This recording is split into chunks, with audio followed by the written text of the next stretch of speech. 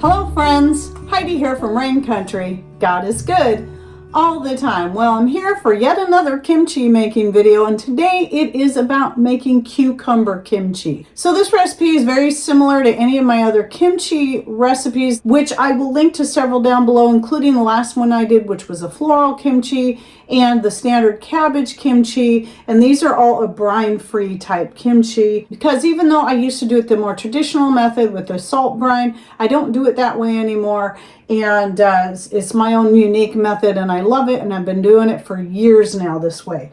But especially with the cucumber kimchi, I think going this route is going to be the best way. And even more particular if you're not using pickling cucumbers, which I am not. I'm actually using the straight 8 cucumbers like you see right here. I did go for the smaller sized ones like this rather than ones this size, because the smaller the better when it comes to that, to help keep them crisp. So I'm going to start walking you through the steps. Now the first step in this, which is key to helping to keep these cucumbers crisp for months, and it really does work, I found out last year, is that if you happen to grow horseradish, then take a horseradish leaf. I picked kind of a smaller one and cut it in half and put half of the leaf into the bottom of the jar before I started adding any other ingredients. You can also use grape leaves if you have that, and I've also heard of people using tea leaves. So this would be a true tea, like a Camellia japonica or a Camellia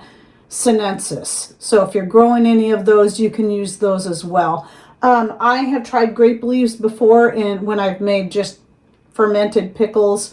It's pretty much the same idea as making the kimchi, though I sliced them differently and I didn't add all the same spices. And I didn't find that the grape leaf worked near as well as the horseradish leaves for keeping it crisp. But now some people will use something like, Pickle Crisp or something like that. And I've never used any of that. I've always tried to go with things that I could grow myself or get easily enough and not have to purchase another product like that. So then what I do is I'm going to read off the ingredients. Unfortunately, I can't give you exact measurements because the way I do it is I don't use measurements other than the salt. I just throw everything together. And so what I've got here is a quart jar. I usually like to do these in a quart at a time rather than a half gallon, but you can make any size you want. I prefer quarts for this. And even if I want more, then maybe I do want to make a whole gallon. I'd rather do it in 4 quarts rather than a whole gallon, because I find when it comes with kimchis and other types of fermented things that it's best if you do it in smaller jars and eat through one jar at a time and keep the other ones tightly sealed in cold storage. So the cucumbers and then onions of your choice, yellow, white, red, whichever you want. I've got yellow onions in here. And then I also do like to add green onions for color, but having a white, yellow, or red onion is going to help add more crispness to the overall end product if you prefer to have that. But then the green onions can also add a little bit different onion flavor as well as the color. I also use fresh ginger that for something like this, I do peel. If I'm cooking the ginger, I may not peel it, but in this case, I do peel it. But you can also use powdered ginger, granulated ginger that's been dried. You can, and the same thing with garlic. In this case, I already have garlic fermented in the refrigerator that I keep like that just so it's ready to use. All I gotta do is chop it up or use it whole if I want. And so I ferment it for the sake of preserving it longer that way. So that's what I put in here. I grab a handful. I don't measure them. I just grab a handful and chop them up. And you can also use dried garlic or granulated garlic if you prefer. And again, when it comes to measurements of any of this stuff, it's going to be all up to you and your taste. Some people aren't going to like near as much garlic as I like. Some people may want to add even more. I have yet to find making any of these ever having too much garlic when it comes to that. Ginger is going to be a little more spicy, so obviously you're going to want to tailor that accordingly. Then I have 2 different types of hot pepper. So I use red pepper flakes. So you can see some of the flakes in there. And one of the reasons I like to use those is for the added color. But I also use my own hot pepper in it that I grind up from my Chinese 5-color peppers. I dehydrate them and then I powder them up, and I love the flavor it adds, and it is very spicy. So obviously with the pepper, Whether you even add it or not and how much you add is definitely got to be tailored. And then I like to add carrots also for more color and crunch. So raw carrots, these are also from my garden. And then I have the fermentation starter. I have a couple of them, but this is the one I used, which was my ginger dandelion. It can be any kind of fermentation starter. It can even be whey. So whey from milk kefir, any kind of homemade cheese, or yogurt will work. So any of those. But for more information on the fermentation starter, as I always say, I'm going to link to the full-length video I did where I talk about a lot of different details. You can make a fermentation starter out of anything. Any fresh or dried fruit, vegetable, or herb. All you need is that, some organic cane sugar, and some water. Or honey. You can use honey in place of organic cane sugar. Either one will work. And then some good clean water, preferably not city tap water, unless you dechlorinate it first. So anyway, if you want to learn how to make it, it takes 3 days for it to be ready. It's really easy to throw it together, but it only takes 3 days until it's ready. And then once it's ready, you can start using it to ferment whatever you want. And then you want to add back to it and refresh it. And I cover all that in the video I'll be linking to down below. So I'm not going to go into all those details here. So now let's talk about how I put this together. So I already said that I put the horseradish leaf in the bottom. Then I have all my pieces ready to go. So I just start layering it up to about halfway through the jar. So I put in some cucumbers, ginger, carrots, the onions, the garlic. Just keep putting a little bit at a time to layer it. That way it'll fall pretty nicely in the jar and be well mixed up. Then when I get halfway, I'll add some of my pepper then. So I'll put in a little bit of the red pepper flakes and a little bit of my ground Chinese 5-color pepper in there. And that can also, by the way, be cayenne pepper. I used to use cayenne pepper a lot until I finally found a pepper that grows really, really well for me and I can dry up for myself.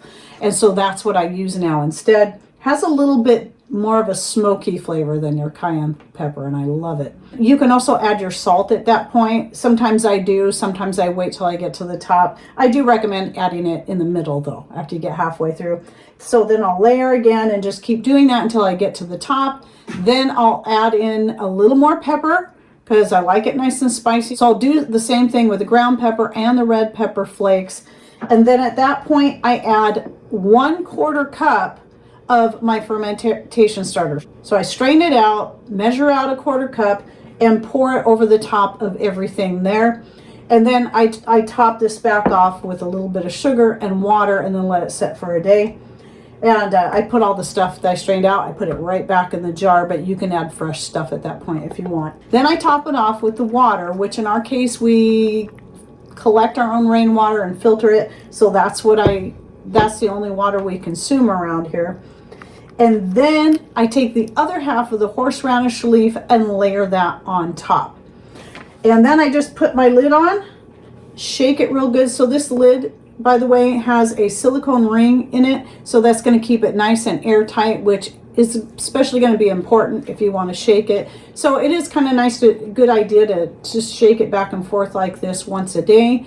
And it's going to take about 3 to 4 days, depending on how cold it is in your house.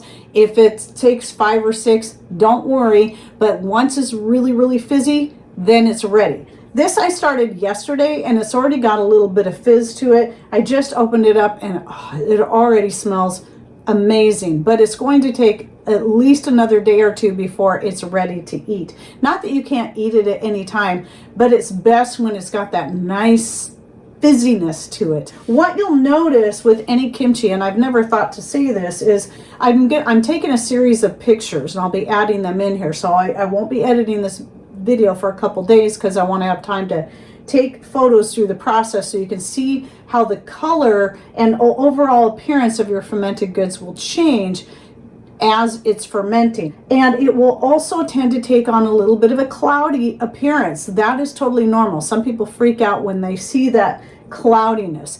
It's if your kimchi or your fermented vegetables or whatever it is you're fermenting turns slimy, that's when I suggest tossing it out. That means it didn't actually ferment, it rotted instead. This is something that used to happen to me on occasion when I did the traditional method.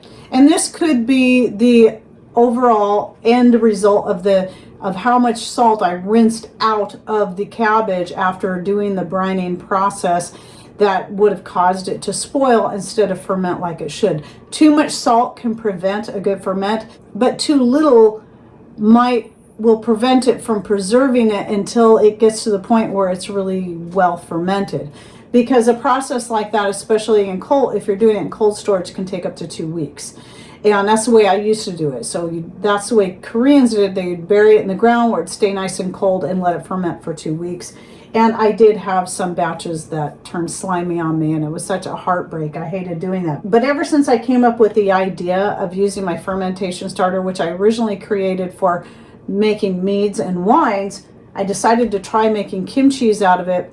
And that's what I've used ever since, because I've never had a batch go bad on me. And I ferment all kinds of things, from hard-boiled eggs to sodas, wine, mead, and more. Even fermented smoothies and so on, using my starter. So I personally prefer this method. I wanted to share that last year, typically when I've done fermented cucumbers of any kind, be it more like a pickle form, and by the way, you can cut these however you want. I did peel these because one thing about the straight eights, which grow best for us, and it's why I keep growing these, I've tried many others and they just never do near as good as straight eights, but the peels on your straight eight cucumbers can be a little bitter, so I do peel these. But if you have cucumbers where the peels are not bitter, then I would suggest just leaving the peels on there. It's less work that way too. But anyway, I've always, after about a month, if I don't eat the pickles up within a month, they tend to turn mushy, even with the grape leaves in there. But with the horseradish leaves, I had been working on a jar. I made a couple jars last year. And when the second jar had just like this much left in it, and I totally forgot about it, and it got pushed to the back of the fridge, and I thought I'd eaten it all. And then when I was, cleaning out the fridge, I found it, and it had been back there for months. It could have been as long as 6 months when I came across it, and I'm like, surely these are nothing but mush now. But I decided to go ahead and try one. I was about ready to throw it out because I was sure it was going to be mush, but I thought I'd try a piece and was surprised. It was still as crisp as it was the last time I'd eaten out of that jar. So I did finish it off, and it was wonderful. So I'm really thinking it was the horseradish leaves that made the difference in that. So if you're growing horseradish, really good option to use there. Now, since I have no experience in using pickle crisp and something like that, I cannot share with you my thoughts on that. But if anyone has used that when it comes to fermenting things like cucumbers, then please share with us down below, and how much you would use in something like this, for the sake of those who don't have grape leaves or tea leaves or horseradish leaves to use in order to keep their cucumbers crisp. But anyway, this has worked great for me. I'm loving this. The cucumber kimchi is probably my very favorite kimchi now out of all of the ones I make. I love the nasturtium, the calendula, the cabbage. Red cabbage kimchi is excellent too, but the cucumber is my favorite. So anyway, I hope you enjoyed this video. Don't forget to check out my other fermenting related videos. I'll be putting in the description box down below. So I'll be putting the individual videos on the fermentation starter and the floral kimchi and the cabbage kimchi, and then I'll also put the full fermenting playlist that goes back to 2016. So hopefully you can get a few more ideas of things that you can ferment and just be creative with it.